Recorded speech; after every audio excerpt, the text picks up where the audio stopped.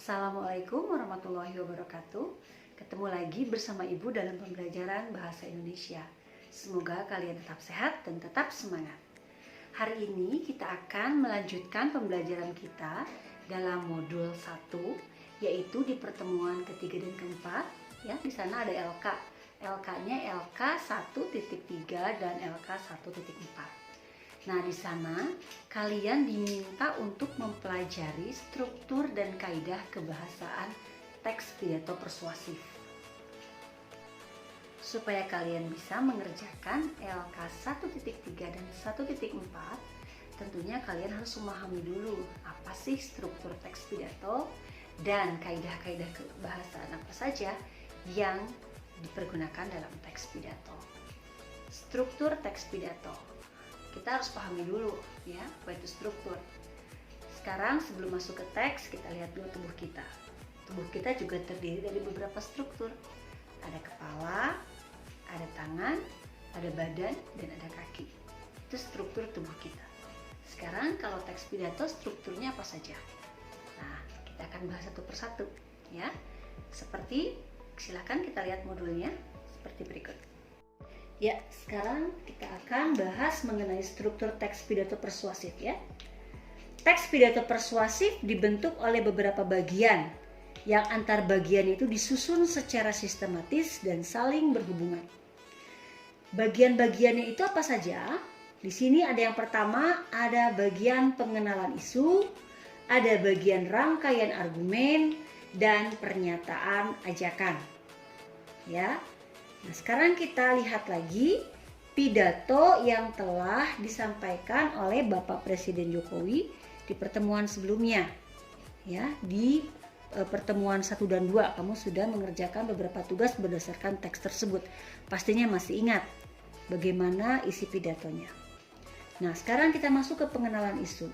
Dari teks pidato yang disampaikan Presiden Jokowi tersebut, bagian manakah yang kira-kira merupakan bagian pengenalan isu? Jika di sini disebutkan bahwa pengenalan isu itu adalah pengantar atau penyampaian tentang masalah yang menjadi dasar tulisan atau pembicaraan. Jadi dasar tulisan ya.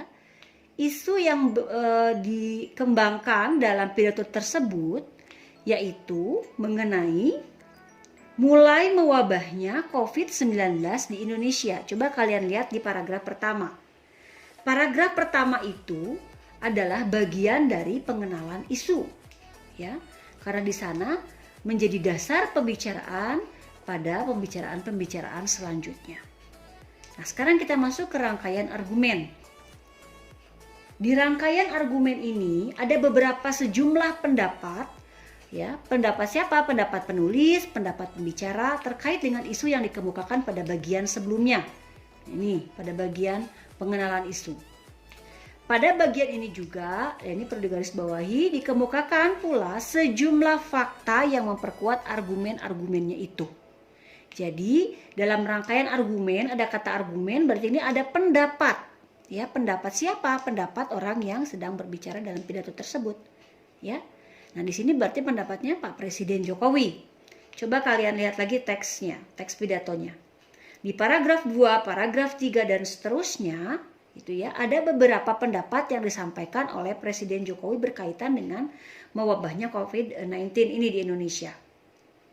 Bahwa dikatakan oleh Presiden Jokowi di sana, pemerintah juga ini terus berkomunikasi dengan WHO dan mempergunakan protokol kesehatan. Serta pemerintah terus berkonsultasi dengan para ahli kesehatan. Nah, ini pendapat dari atau sejumlah pendapat yang disampaikan oleh Presiden Jokowi, ya. Kemudian di sini juga ada disebutkan bahwa pemerintah itu juga berkonsultasi dengan Badan Nasional Penanggulangan Bencana dan seterusnya. Itu merupakan bagian dari rangkaian argumen dan bagian yang ketiga yaitu pernyataan ajakan. Ya, nah di sini sebagai inti dari teks persuasi yang di dalamnya dinyatakan dorongan kepada pembaca atau pendengarnya untuk melakukan sesuatu. Jadi di sini ada himbauan, ada ajakan, ada suruhan biasanya ya. Itu masuk ke dalam bagian pernyataan ajakan. Contohnya dalam pidato Presiden Jokowi ada di dalam teks tersebut di paragraf terakhir. Di situ ada kata-kata seperti ini. Terakhir, kepada seluruh rakyat Indonesia, saya minta untuk tetap tenang, tidak panik, tetap produktif dengan meningkatkan kewaspadaan agar COVID-19 ini bisa kita hambat dan kita stop. Nah, itu ya merupakan bagian dari ajakan. Oleh karena itu, paragraf terakhir tadi masuk ke dalam bagian dari strukturnya, itu struktur pernyataan ajakan. Selanjutnya kita akan mempelajari kaidah kebahasaan. Dalam pidato persuasif itu ada beberapa kaidah kebahasaan yang dipergunakan. Tapi pada kali ini kita akan membahas kalimat-kalimatnya saja ya. Kalimat apa saja sih yang biasanya dipakai dalam pidato persuasif? Yang pertama ada kalimat saran. Ya. Nah, kalimat saran itu apa? Kalimat saran itu adalah kalimat yang berisi usul agar dapat dipertimbangkan oleh orang lain. Kalimat saran pada umumnya ditandai dengan penggunaan kata sebaiknya, seharusnya, dan lain-lain. Contohnya dalam pidato Presiden Jokowi. Di sana Presiden Jokowi menghimbau ya menggunakan kalimat saran. Sebaiknya masyarakat lebih berhati-hati, misalnya seperti itu. Seharusnya masyarakat lebih waspada terhadap penyebaran COVID-19. Seperti itu ya. Itu kalimat-kalimatnya. Jadi menggunakan kata-kata khusus seperti ini. Ada sebaiknya, seharusnya, gitu ya, dan kata-kata saran lainnya. Kalimat kedua yang dipergunakan dalam pidato persuasif adalah kalimat ajakan. Nah, kalimat ajakan adalah kalimat yang berisi anjuran untuk diikuti oleh pendengar. Kemudian, kalimat ajakan ini bertujuan agar pendengar berbuat seperti yang dikehendaki pemberi pidato. Kalimat ajakan ini pada umumnya ditandai dengan penggunaan kata mari, marilah, ayo, mohon, tolong, dan sebagainya. Gitu ya. Jadi biasanya ada kata-kata seperti ini dalam pidatonya. Ya. Jadi kalian pada saat nanti akan membuat pidato, pergunakanlah kata-kata seperti ini. Tadi ada kalimat saran, ada kalimat ajakan. Dan kalimat yang terakhir yang bisa dipergunakan dalam teks pidato adalah kalimat arahan. Kalimat arahan ini apa? Kalimat yang bertujuan untuk memberikan petunjuk kepada pembaca atau pendengar. Nah, pada umumnya kalimat itu ditandai dengan kata harus, gitu ya. Seluruh masyarakat Indonesia harus taat terhadap protokol kesehatan selama pandemi COVID-19. Misalnya seperti itu, ada kata harus, gitu ya. Jadi ada 3 kalimat yang biasa dipergunakan dalam pidato persuasif. Ada kalimat saran, kalimat ajakan, dan kalimat arahan. Silahkan nanti kalian pergunakan kalimat-kalimat tersebut dalam teks pidato yang akan kalian buat. Nah, bagaimana? Sudah bisa dipahami mengenai struktur dan ciri kebahasaan dari pidato persuasif? Sekarang tugas kalian adalah lihat di LK 1.3. Ya, kalian diminta untuk menelaah struktur dan ciri kebahasaan dari pidato persuasif. Ya. Kemudian bagaimana caranya, Bu? Nah, kalian tinggal baca kembali ya teks pidatonya. Kemudian kalian tinggal tentukan struktur dari masing-masing paragraf yang ada di dalam teks pidato dari Presiden Jokowi mengenai penanganan COVID-19. Ya. Di LK 1.3 di sini ada langkah-langkah kegiatannya ya yang harus kalian kerjakan. Yang pertama, baca kembali teks pidatonya mengenai pencegahan COVID-19 tadi yang disampaikan Bapak Presiden Jokowi. Kemudian yang kedua, tentukan struktur ya dengan menuliskan gagasan utama dari setiap paragrafnya. Jadi untuk yang B ini ya, silahkan supaya mempermudah ya, kalian di sini sudah ada kolom-kolom. Lihat. Di sini sudah ada kolom yaitu berdasarkan struktur teksnya ya. Ada pengenalan isu, rangkaian argumen, dan pernyataan ajakan.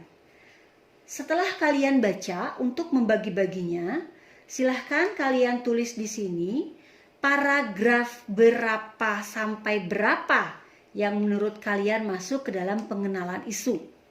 Misalnya, setelah kalian baca kembali pidato tersebut, ternyata menurut kalian ini pengenalan isu itu paragraf 1 dan paragraf 2 misalnya. Tinggal tuliskan saja di sini. Tidak usah dituliskan paragrafnya lagi karena panjang ya. Tulis saja di sini paragraf 1 dan paragraf 2. Atau misalnya hanya paragraf 1, tuliskan saja di sini. Kemudian yang kedua, rangkaian argumen. Tadi masih ingat ya bahwa dalam rangkaian argumen itu di paragraf-paragrafnya akan muncul beberapa pendapat dari Presiden Jokowi yang menguatkan pengenalan isu. Tuliskan kira-kira paragraf berapa sampai berapa dari teks tersebut. Misalnya paragraf 2 sampai paragraf 7 misalnya. Silahkan kamu hitung dulu. Per paragrafnya kamu kasih tanda supaya tidak susah. Ya, lihat paragraf 1 kasih tanda 1, paragraf 2 dan seterusnya. Gitu ya. Tuliskan nanti di sini paragraf berapa. Kalau di sini sudah misalnya ini paragraf 1 dan 2, berarti mungkin di sini paragraf 3, 4, 5 dan seterusnya silahkan. Dan di sini tadi Ibu sudah kasih bocoran sebenarnya untuk pernyataan ajakan ya. Nah, silahkan untuk pernyataan ajakan ini ada di paragraf keberapa. Tuliskan saja paragraf ke-5 misalnya, paragraf ke-7. Udah gitu aja, tidak usah dituliskan teksnya. Nah, untuk tugas mengenai mengidentifikasi kaidah kebahasaannya, kalian lihat lagi teks pidatonya. Kemudian cari, tadi kan ada 3 tuh, ada kalimat-kalimat yang biasa dipergunakan. Ada kalimat apa aja tadi? Saran, ajakan, arahan ya. Misalnya kamu lihat di paragraf 1, menemukan ada kalimat saran. Nah, tuliskan di sininya paragraf 1 kalimat keberapa. Misalnya kalimat sarannya ada di kalimat ketiga dari paragraf tersebut, tuliskan. Nah, tuliskan kalimatnya kalimat apa di sini, di kutipannya. Misalnya di situ ada kata seharusnya pemerintah. Nah, tulis katanya di sini. Misalnya itu ada dalam paragraf 1 kalimat kedua misalnya. Tulisnya di sini. Penggunaan kalimat saran ada pada paragraf ke-1 kalimat kedua misalnya seperti itu. Tuliskan di sini kalimatnya apa? Kalimat kedua itu. Kalau ini tidak cukup, kalau kotak-kotak ini tidak cukup, boleh kalian tambahkan lagi kotaknya, bikin yang panjang. Atau, Bu saya tidak mau dikasih kotak-kotak, langsung saja silahkan. Yang penting ada penggunaan kata, ada kutipan teksnya. Ya, di sini Bu ada 4 misalnya. Udah saya 3 saja karena tadi yang dibahas 3, ya udah 3 saja tulis di sini. Ada kalimat ajakan, kalimat saran, kalimat arahan. Tapi pasti banyak, jangan cuma satu-satu ya.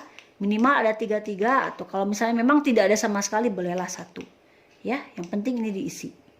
Ya. Bisa dipahami?